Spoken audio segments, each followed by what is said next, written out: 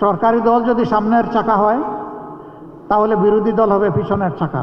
একটাকে বাদ দিয়ে যানবাহন কোনো অবস্থায় আরেকটা একা চলতে পারবে না।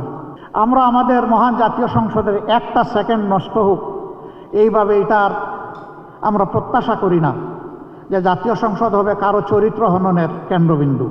আমরা গতানুগতিক কোনো বিরোধী দল হিসাবে এই সংসদে ফাংশন করতে চাই না। আমরা চাই এই সংসদ হোক অর্থবহ,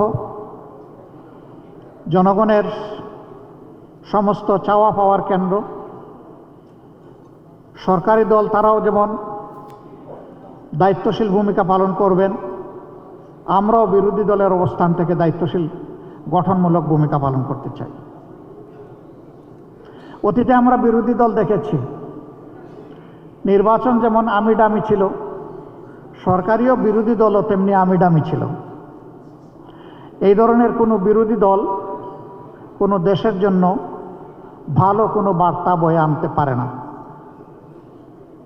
সরকারের গৃহীত সকল সঙ্গত পদক্ষেপে আমাদের পূর্ণ সমর্থনও থাকবে, সহযোগিতাও থাকবে।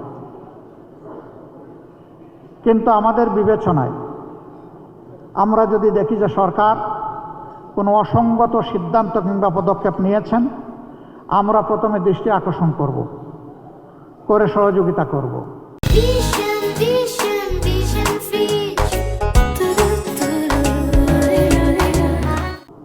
সরকার আমাদের পরামর্শগুলো গ্রহণ করলে আমরা কৃতজ্ঞ হব, জাতি উপকৃত হবে। সরকার আমাদের পরামর্শ গ্রহণ না করলে বিরোধী দলের যে ভূমিকা সেইটাই আমরা পালন করব। আমরা জাতির অধিকারের পক্ষে দাঁড়াবো এবং জাতিকেও আমাদের সাথে সামিল থাকতে বলবো। তবে আমরা এই সদিচ্ছাই রাখতে চাই, এই ধারণাই পোষণ করতে চাই যে এই সরকার সংসদকে আগামীতে এগিয়ে যাওয়ার বাহনে পরিণত করবে। কোনো বাহন কখনো এক চাকায় চলে না, দুটো চাকা মিনিমাম লাগবে। সরকারি দল যদি সামনের চাকা হয় তাহলে বিরোধী দল হবে পিছনের চাকা। একটাকে বাদ দিয়ে যানবাহন কোনো অবস্থায় আরেকটা একা চলতে পারবে না। আমরা সেই পথ চলায় সমন্বয় চাই এবং পারস্পরিক সম্মানের জায়গাটা চাই।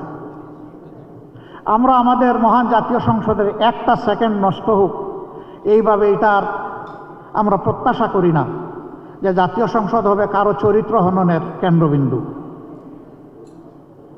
বরঞ্চ জাতীয় সংসদ হবে দেশের সমস্যার সমাধানের কেন্দ্রবিন্দু।